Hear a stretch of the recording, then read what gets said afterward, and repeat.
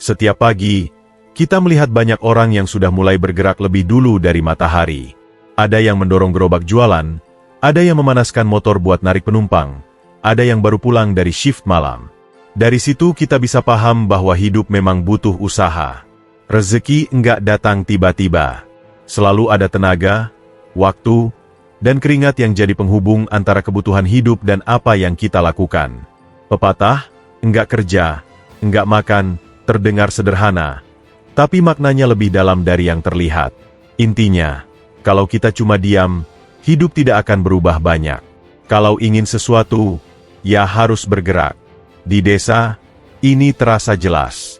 Sawah tidak akan menghasilkan apapun kalau tidak ditanam dan dirawat. Di kota juga sama saja. Usaha kecil, pedagang keliling, tukang servis, semuanya menggantungkan harapan pada kerja harian. Mereka tidak bisa hanya duduk menunggu keberuntungan. Kalau dipikir-pikir, pepatah ini bukan cuma soal perut kenyang. Ada pesan bahwa setiap orang punya tanggung jawab untuk menjaga hidupnya sendiri. Kita yang menentukan arah, bukan orang lain. Dan ketika setiap orang menjalankan bagiannya, lingkungan juga ikut bergerak. Sebuah keluarga bisa bertahan karena ada yang bekerja, ada yang mengurus rumah, ada yang saling bantu. Sebuah komunitas bisa maju karena warganya ikut berkontribusi. Jadi kerja itu bukan hanya buat diri sendiri, tapi ikut menjaga ritme kehidupan bersama. Di banyak ajaran, usaha yang dilakukan dengan niat baik selalu dihargai. Ada nilai ibadah ketika kita mencari nafkah dengan cara yang jujur. Walaupun lelah, ada kepuasan ketika tahu apa yang kita dapat berasal dari usaha sendiri. Bahkan hal-hal kecil seperti berdagang, mengajar, memperbaiki barang, atau menjahit pun tetap punya makna besar, karena semuanya dilakukan untuk membangun kehidupan yang lebih baik. Sekarang zamannya memang berbeda. Banyak pekerjaan muncul dari dunia digital. Ada yang jualan online, membuat konten, freelance dari ponsel. Tapi sekalipun bentuknya berubah, prinsipnya tetap tidak bergeser. Hasil datang setelah kita mencoba.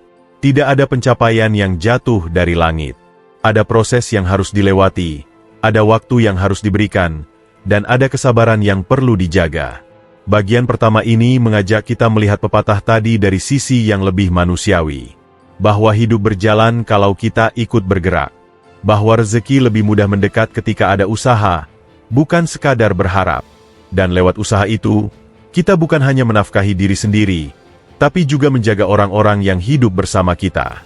Dalam hidup sehari-hari, kita melihat sendiri bahwa setiap orang punya alasan kenapa mereka bangun pagi dan mulai bergerak. Ada yang bekerja karena butuh memenuhi kebutuhan, ada yang ingin mengejar mimpi, dan ada juga yang merasa wajib menjaga keluarganya tetap aman. Dari situ kelihatan kalau kerja itu bukan cuma soal angka di dompet. Kerja itu pilihan untuk tetap jalan, tetap bertahan, dan tetap merasa hidup punya arah. Coba lihat kiri kanan. Di satu sudut ada penjual kue yang sudah menata dagangannya sejak subuh. Di sudut lain ada petugas kebersihan yang berjibaku membersihkan jalan demi kota yang enak dipandang. Di rumah, ada orang yang bekerja secara online, tapi tetap harus ngatur ritme biar tidak keteteran. Masing-masing punya gaya, tapi semuanya sama-sama berusaha. Dari sini kita bisa lihat kalau kerja itu bukan soal jabatan atau label.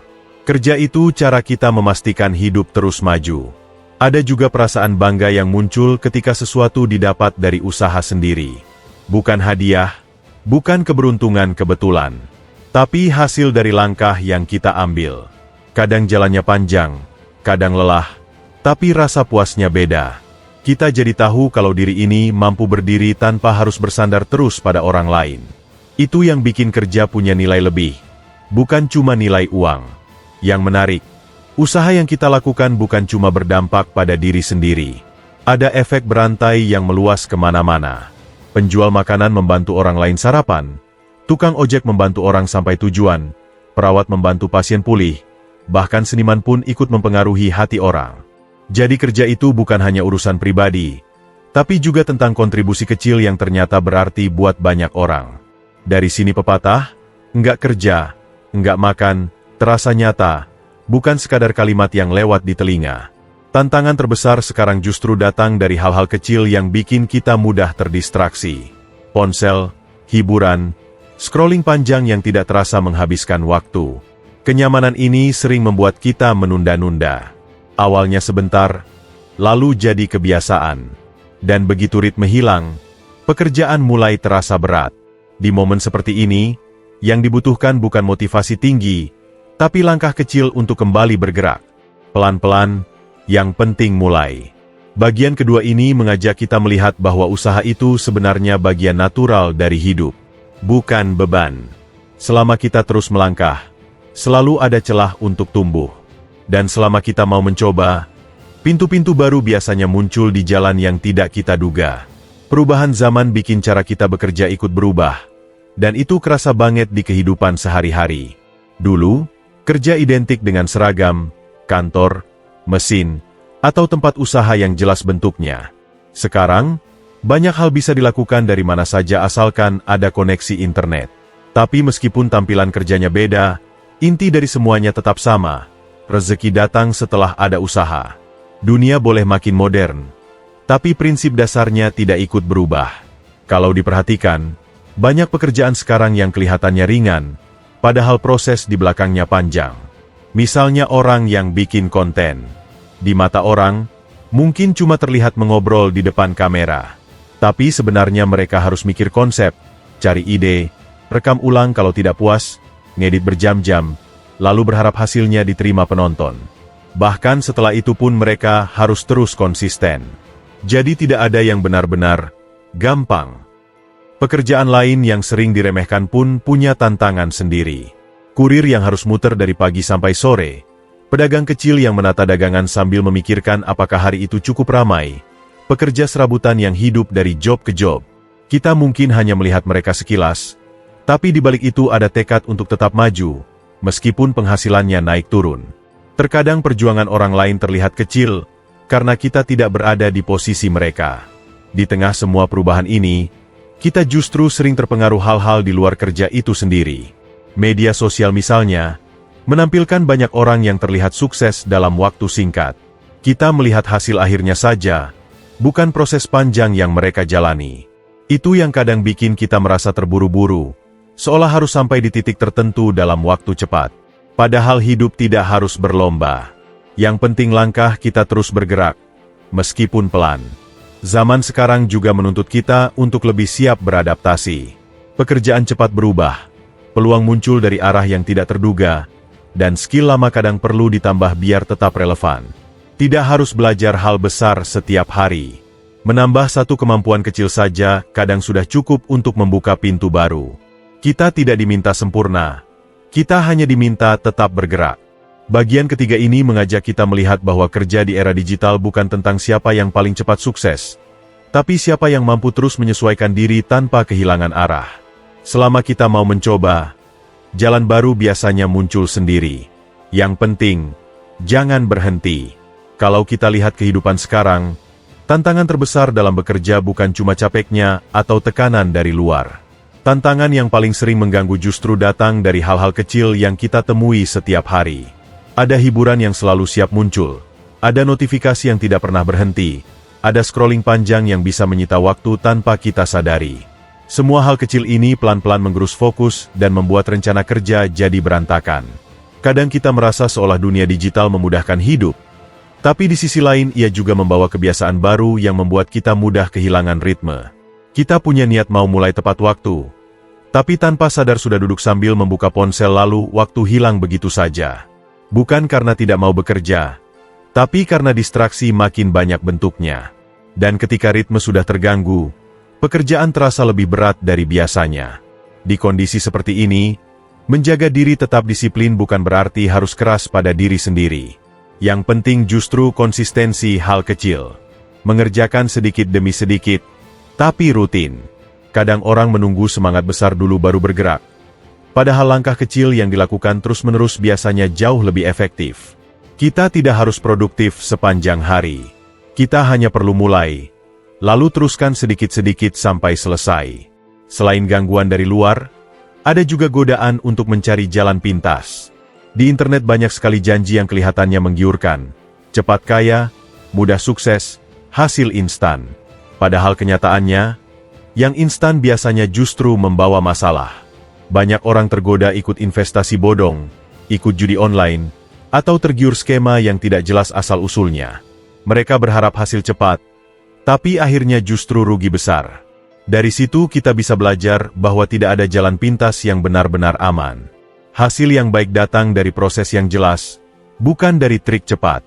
Di sisi lain, kerja juga punya kaitan dengan kesehatan kita sendiri. Tidak sedikit orang yang terlalu memaksakan diri sampai lupa istirahat, padahal tubuh dan pikiran punya batas. Ketika terlalu dipaksa, akhirnya justru tidak produktif. Kadang kita butuh berhenti sebentar untuk sekadar menarik napas, merilekskan diri, lalu kembali lagi dengan kepala yang lebih jernih. Istirahat bukan tanda malas. Istirahat itu bagian dari strategi biar kita tetap kuat. Bagian keempat ini mengingatkan bahwa usaha tidak hanya tentang bekerja keras, tapi juga menjaga diri dari hal-hal yang bisa menjauhkan kita dari tujuan. Dunia sekarang bergerak cepat, tapi kita tetap bisa memilih ritme kita sendiri. Yang penting, langkahnya tetap maju. Pepatah, enggak kerja, enggak makan, sering terdengar seperti kalimat sederhana, tapi setelah dibahas panjang, kita bisa melihat betapa dalamnya makna itu. Ada pesan bahwa hidup ini bergerak seiring langkah yang kita ambil. Begitu kita berhenti, hidup pun ikut mandek. Begitu kita melangkah, betapapun kecilnya, hidup mulai membuka ruang buat kemungkinan baru. Rasanya seperti dorongan pelan yang mengingatkan bahwa kita tetap punya kendali atas arah hidup kita. Di sekitar kita, banyak contoh kecil yang membuktikan hal ini. Penjual sarapan yang membuka lapak sebelum langit terang, pekerja harian yang berpindah tempat tanpa tahu hasil hari itu bagaimana, atau anak muda yang terus mengembangkan kemampuan meski belum terlihat hasilnya. Setiap usaha kecil itu punya arti. Setiap gerakan, sekecil apapun, membawa mereka setapak lebih maju dari posisi sebelumnya. Tanpa kita sadari, ritme seperti ini yang membuat banyak orang bisa bertahan. Usaha yang kita jalani juga mengajarkan rasa menghargai. Capeknya terasa, jatuh bangunnya jelas, dan rasa leganya pun kuat ketika ada sedikit perkembangan. Dari pengalaman itu muncul pemahaman bahwa setiap orang membawa beban masing-masing. Ada cerita yang tidak tampak, ada perjuangan yang tidak terucap. Begitu memahami itu, kita jadi lebih lembut melihat orang lain. Tidak cepat menilai, tidak meremehkan. Ada empati yang tumbuh perlahan. Dalam berbagai ajaran, tindakan mencari nafkah dianggap sangat bernilai. Bukan karena hasilnya harus besar, tetapi karena niat dan usaha yang kita keluarkan menunjukkan kepedulian terhadap diri sendiri dan orang terdekat. Ada rasa mantap ketika tahu sesuatu didapat lewat proses yang jujur. Sedikit demi sedikit, rasa percaya diri tumbuh. Bukan dari sanjungan, tapi dari kenyataan bahwa kita berani bergerak. Supaya nilai dari pepatah ini benar-benar terasa dalam keseharian, kita bisa mulai dari langkah sederhana. Menentukan tujuan kecil yang realistis, menjaga waktu supaya tidak keteteran, belajar hal baru tanpa tekanan, memberi diri ruang untuk istirahat, dan mensyukuri perkembangan sekecil apapun. Tidak perlu semuanya dilakukan besar-besaran sekaligus. Pelan tapi rutin justru lebih kuat membangun kebiasaan baik. Di bagian penutup ini, pikirkan pepatah tersebut sebagai pengingat hangat, bukan ancaman. Usaha yang kita lakukan hari ini adalah pondasi buat hari esok. Selama kita tetap melangkah, selalu ada pintu yang bisa terbuka. Hidup memang tidak selalu ramah, tapi langkah yang konsisten membuat kita tetap punya harapan.